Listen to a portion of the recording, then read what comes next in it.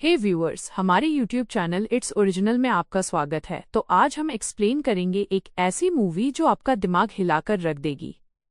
तो आइए बिना किसी देरी के वीडियो स्टार्ट करते हैं।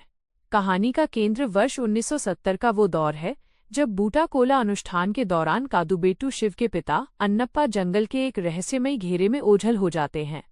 बालक शिव के मन में कौतूहल और डर है। जब वो इस गायब होने के पीछे का सच पूछता है तो एक बुजुर्ग ग्रामीण उसे जवाब देता है कि ये महज एक घटना नहीं बल्कि एक धंधा कठे किंवदंती है। माना जाता है कि ये घेरा देवी पार्वती द्वारा ईश्वर के ध्यान के लिए बनाया गया एक दिव्य उद्यान है।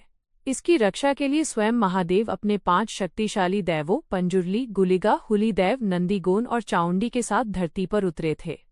कहानी की जड़ें कदंबा वंश के शासनकाल तक जाती हैं। बंगरा के राजा विजयेंद्र ने एक निर्दोष मछुआरे मायाकारा को मृत्युदंड दिया। उसे वहां से मसालों की एक अनमोल पोटली मिली जिसने राजा के मन में कंतारा के पवित्र उद्यान पर कब्जा करने का लालच भर दिया।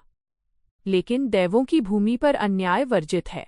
जैसे ही राजा ने वन में प्रवेश किया, रक्षक दैव पंजुर्ली और गुलिगा ने प्रकट होकर उसे मृत्युलोक भेज दिया।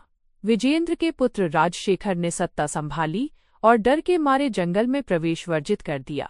राजशेखर के 2 बच्चे थे, कुलशेखर भोग विलास में डूबा हुआ और कनकवती जो वफादार और आज्ञाकारी दिखती थी। दूसरी ओर कंतारा गांव के एक पवित्र कुएं से एक बालक मिलता है जिसे ईश्वर का वरदान माना जाता है। एक आदिवासी महिला उसे पालती है और नाम रखती है बरमे। बड़ा होकर बरमे अपनी पहचान और स्वाभिमान की तलाश में बंगरा के बंदरगाह पहुंचता है। वहां वो देखता है कि राजा कुलशेखर और उसका मंत्री भोगेंद्र आदिवासियों के कीमती मसालों का शोषण कर रहे हैं। बरमे इस अन्याय के खिलाफ खड़ा होता है और स्वतंत्र व्यापार शुरू कर देता है। इसी बीच बरमे और कनकवती के बीच प्रेम पनपता है, लेकिन कुलशेखर अपनी सत्ता को चुनौती मिलते देख बौखला जाता है। वह कंतारा गांव पर हमला करता है जिसमें बरमे की मां मारी जाती है। अपनी मां की मृत्यु और गांव पर संकट देख बरमे के भीतर क्रोध की ज्वाला धधक उठती है। तभी पवित्र कुएं से गुलिगा दैव का आह्वान होता है और वो बरमे के शरीर में प्रवेश कर जाते हैं।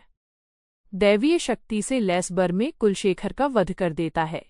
कुलशेखर के वध के बाद लगा कि शांति लौट आएगी, लेकिन शिवलिंग के टूटने से अशांति और बीमारियां फैलने लगीं। कनकवती, जो अब तक मासूम बनी हुई थी, उसने बरमे को देवताओं को राजमंदिर में स्थानांतरित करने के लिए मना लिया। लेकिन ये एक जाल था। बरमे को जल्द ही पता चलता है कि कनकवती ही असली खलनायक है। उसे बचपन में कडापा वंश ने तंत्र विद्या से पुनर्जीवित किया था। वह और उसका पिता राजशेखर काले जादू के जरिए दैवों की शक्ति को अपने वश में करना चाहते थे। यहाँ तक कि कुलशेखर को भड़काने के पीछे भी कनकवती का ही हाथ था। बरमे बंगरा राज्य के विरुद्ध युद्ध छेड़ देता है। जब राजशेखर और कनकवती अपनी निषिद्ध शक्तियों का प्रयोग करते हैं, तब मायाकारा मछुआरा की आत्मा पुनः प्रकट होकर बरमे को पवित्र कुएं के गुप्त कक्ष का मार्ग दिखाती है। वहां बरमे को दिव्य त्रिशूल मिलता है। जैसे ही वो त्रिशूल उठाता है, गुलिगा का साया फिर से उस पर छा जाता है। युद्ध के अंत में जब कनकवती दैवों का उपहास करती है, तब बरमे के भीतर देवी चावुंडी का वास होता है। एक भयानक युद्ध के बाद बरमे कनकवती और राजशेखर का अंत कर देता है। सभी का अंत और कांतारा में शांति लाने के बाद बरमे उसी पवित्र कुएं की गहराई में समा जाता है। 1970 का वो बुजुर्ग कथावाचक शिव को समझाता है कि ये कुआं ही वो रहस्यमय घेरा है जहां बरमे, अन्नप्पा और भविष्य में खुद शिव का भाग्य एक होने वाला है। ये कहानी फिर कभी सुनाऊंगा। इन शब्दों के साथ कांतारा चैप्टर 2 की नींव पड़ती है। ऐसे ही मूवी एक्सप्लेनेशन वीडियोस को देखने के लिए आप हमारे चैनल को सब्सक्राइब करें।